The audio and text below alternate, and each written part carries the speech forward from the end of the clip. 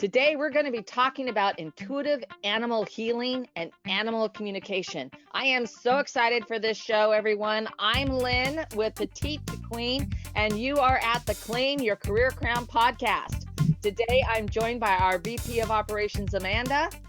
Hey, everyone. And our wonderful guest, Lesley Nase. Hi there. All right, for everyone out there, I want you to hear some great stuff about Lesley. She is known for her intuitive animal communication and healing work. She creates a compassionate and loving space with people, animals, and nature by connecting with source energy to help them find their own inner knowing and power to heal themselves. So Lesley has served on the board of Second Chance Animal Center, where she's done sessions for unusual cases, specializing in raising motherless kittens and caring for mothers with kittens, which is amazing, Lesley. She's also helped raise funds for the Humane Society. Lesley is also, oh my gosh, an author of the children's book, Who Paints the World? A collaboration with her daughter, Rebecca Nase Croman, a metal sculptor, watercolor painter, and chalkboard artist.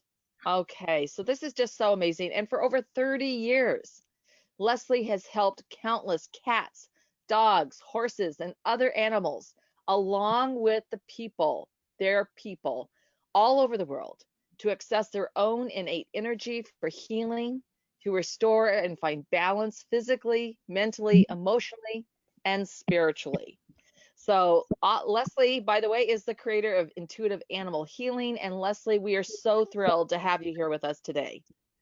Oh, thank you so much, Lynn. I really appreciate you having me as a guest, you and Amanda both on this show. And it's just a pleasure to have the opportunity to talk to you all.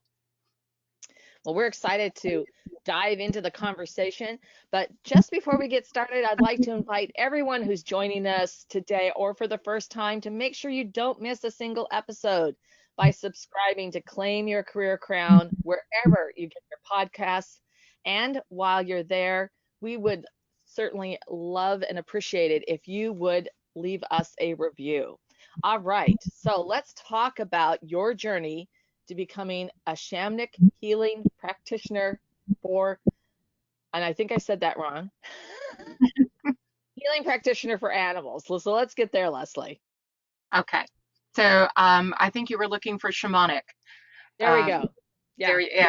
Yeah. No, it's not a common word or a phrase that most people hear.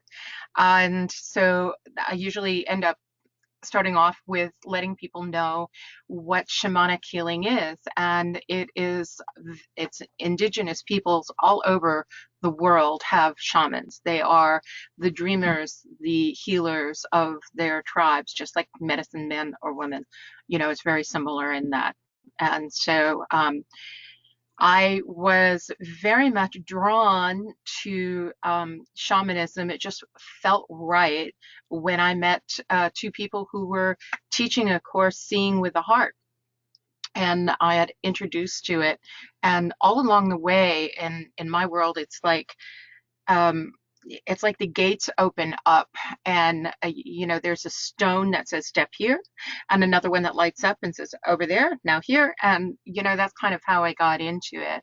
But even as a young child, I realized that I had a connection with animals, and the first was this little bedraggled kitten that my brother brought home, who just attached herself to me and I to her. And she was really one of my first teachers. And so falling in love with her and helping her through many kittens that she had along the way. But I also had dogs and I worked with horses as child and moving up as well. So that was kind of the love of it. And being able to hold a loving, compassionate space to do healing work, whether it's for animals or whether it's for people, is just such a blessing for me. Yeah, that's really fascinating. I love that you work with animals. I've always loved animals, and in our family, Lynn and I were within the same family, of course, but we've all been cat lovers my entire life. So I think it's really special. Can you describe what intuitive animal healing is and how it works? Sure. And I love that you kind of asked that question because we all have intuition. You know, when you live with a cat, a dog, a horse, or any other pet, there are times that it just, it's like you're sitting there going, something's not quite right. And you may look up and you may see that animal looking back at you. Part of that feeling, that intuitive knowing, is that your animal needed something. That's the natural part of it for most people. But in intuitive animal healing, it goes deeper. I work in quantum energy fields, and in the shamanic fields, it's like the unseen worlds in some ways. So energy healing is work that I do. But in my intuition, my gut, and my heart is what really leads me and that I open up to in order to see the whole animal or the whole person. And it's not about me healing anyone, it's about offering that energy to whomever, cat, dog, horse, person, so that they can then take it in and find healing within themselves. Yeah, that's amazing. How much practice did this take? Like, how long did it take for you to develop this skill? I think by the time that I started on the shamanic path, I'd already been working with energy, and it was that the first thing was like prana energy, which is a Western um, term or Eastern term, and it just feeling energies around. You know, most people talk about auras and being able to see and feel that kind of thing. So it always intrigued me as to how. It was by the time I got to the shamanic that it was like, oh my gosh, this everything in nature and everything I'm learning all fit together. It all wove and it was all part of what I already understood. It gave me the confidence and the courage to really start doing healing for people, holding that space again. So hopefully that answers your question. Yeah. But Yeah. I kind of felt like I lost track of there, but I get so expanded and so excited talking about this work. And I know you asked me about the practice. So it's something to me is, and this is what I teach people as well, is that the practice is daily. It is the morning meditation that I do. And even before that, it's part of the wake up, planning my day and thinking about that. But the meditation space that I hold, and every time I set up a healing space for a person or an animal that I'm working with, it's even at nighttime when I do a meditation. It's when I'm sitting out on my deck and I'm thinking of sending love out, not only to all of those that I love within my home, my land, my community, and my world. It is that's all part of the healing. That's part of it. So it's to me, it's more of a way of life. And Mhm. for others, it's teaching them how they can use those daily skills within their life. Maybe not to the extent that I do, but you can use Yeah. skills and abilities to connect and communicate. Yeah, it's Yeah, beautiful. absolutely. So how does your healing fit in with an animal's overall care plan? How does healing fit in with the animal's overall care plan? It that varies from person to person depending on. Um, this week I had a little dog who they can't figure out what's going on with her. The vet couldn't, and the homeowner is like, what do I do? She's that she's a client, longtime client. She called me up and can you find something that they're missing? And most of what I said already verified what their vet had seen, but their vet also asked for another opinion. And there were certain things that came up when I was working with that little dog that I said, have you tried this? This is an alternative therapy. And she went, oh my gosh, my pet sitter just told me someone who does that. And I said, there's your answer. You need to move forward in that. So it is giving people the the skills and the abilities, it's also, I would say for that little pet, massage was appropriate. Mm. Sometimes it's changing your food. Sometimes it's to the person, changing their energy. If they're upset, if they're stressed out, your pet's taking that on, and sometimes you need to make changes within yourself, and then you see it change and ripple out to your pet as well. Yeah. Yeah, that's so true. They seem to know when you need to be comforted and likewise, right? So I just have to ask, being the devil's advocate here, how do you respond to people who call what you do woo woo or other such terms? I think I love that question, I must say. It's sometimes that catch-all phrase of woo-woo is that a catch-all that's been used for so many years. But I know that in my studies, I don't just stop at the shamanic, the unseen world, so, quantum energy field. And I am so thrilled about quantum mechanics and how it works, because that's a science that people understand. And they understand how brain and heart coherence works. And there's another institute, the Heart Math Institute, that talks about your heart and talks about how that works. And there's measurements for that. And there's measurements for meditation and healing work and your attitude and your mindset. They're all out there. We're just now, many people, discovering that it's there, and it's something that they can tap in and use, and that they can gain their own health and well-being, plus that of the pet that they share their life with, or the people they share their lives with. So thanks for that. Yeah.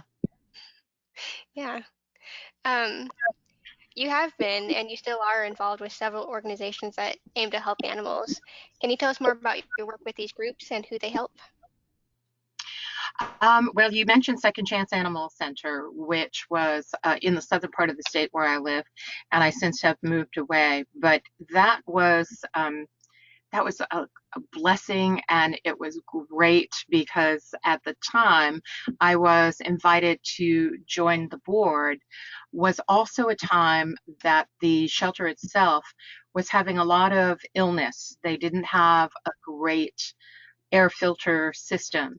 And so it was an older building running down, and they've since moved into a better facility built by donations.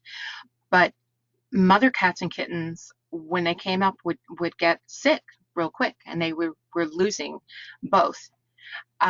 Through one of the other people on the board, who's such a cat lover that she had started feral colonies all over, she asked if I would help out with that. So I fostered it first, and I had great success. And again, they were my greatest teachers, because there were some times, and I say greatest teachers, the one time that I had these motherless kittens that were thriving and doing beautiful, and all of a sudden they weren't. They started one by one passing away on me. And it was hard, and it was emotional, and it was right during my shamanic studies. And I asked my teacher, I was like, why is this happening? Why are these little ones coming to me and dying? And he said, why wouldn't they come to you and die? You hold that loving, compassionate space, and for their time on this earth plane, you are giving them all the love and comfort that they need. And perhaps that's really why they came to you. And at that, it was like it switched everything for me to really go, oh, okay, I got it. It's not about me at all. It's really about them. So I ended up with what we laughingly called the cat house, because by donations, it was a shed that had 3 small cages and 2 large cages on either side. And so I could hold mothers and kittens in there, or motherless kittens. Usually the motherless kittens came close, but we did a lot of work on that, and until the shelter became a healthy place. But there were also times that the shelter director would call me and say, I have this pet or this dog, this cat who just came in. They're not doing well. Can you do a reading and find out what's going on, what's happening with them? And sometimes it would be the overwhelming sadness of coming into the shelter. Yes. Maybe they lost their person, and they needed to adjust and be ready for the next one. Maybe they just weren't healthy enough and needed something else. And sometimes maybe they just needed somebody to listen and understand, which isn't exactly, do I hear voices? I hear phrases, but I see pictures and I feel within my own body um, what's going on with an animal. So those are some of the ways that the tools that I have and which I use. But the joy of working with animals is just, it's never ending. It just opens you up so that knowing that you made a difference in the world. And this is one of my ways in which I make the difference in the world. So I love continuing with that on a couple of different levels. Wow. I mean, Lesley, that's just so wonderful.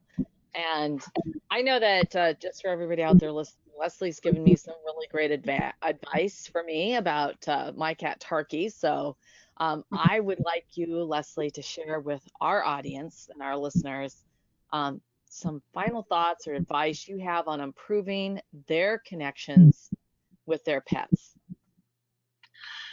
Wow, one of the best things I could do is invite you all to come see my website, actually, Intuitive Animal Healing. It's a .net. There you're going to find a free download. It's a meditation called Heart to Heart Meditation. And in this meditation, it's a guided meditation that I take you through on how to relax your body, how to get centered within your own heart, and then how to connect your heart to your pet's heart. And I always say, one at a time. Because if people have more than one pet, they get overwhelmed because all their pets are like, oh, I'm coming. And no, you can set your boundaries and one at one time. It is such, not only are you opening your heart in a different way, but you're connecting to the heart of your pet. And that flow of energy starts to move. And if you start to listen, you can get a message back from your pet and you can send a message to your pet. That's like the beginning of animal communication. There's much more to it, but I love that gift because people are excited about some way to connect that they've never connected before. So it's the heart to heart meditation on my website. Oh, Lesley, thank you. That's amazing. I am going to try that tonight with my Tarky. So, and I really appreciate everything that you've shared today to help animals through the shamanic healing practices and animal communication. I think I got it right that time. This has really been a fabulous, just heartwarming discussion. And for all of our audience, if you have ideas on how you would like to connect with us or ideas you'd like to share, you can leave us a comment down below. We love hearing from you and hearing your thoughts. And you can also email us at jointheconversation@petitetoqueen.com if you have some suggestions or topics you'd like to have us discuss. And of course, to stay current on all of our insightful advice, the breakthrough advantages, the amazing podcasts like the one today, please sign up for our weekly Wisdoms newsletter at petitetoqueen.com, and you will never miss a thing. All right. Thank you, everyone, for listening. Lesley, oh, thank you so much for your wisdom. Amanda, thank you. This has been wonderful. It's been my honor and pleasure. Thank you both.